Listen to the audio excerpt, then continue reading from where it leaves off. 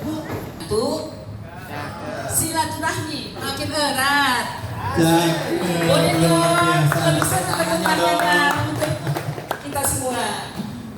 Oke, silakan Bapak Ya, acara pada hari ini, marilah kita buka dengan membaca basmalah bersama-sama.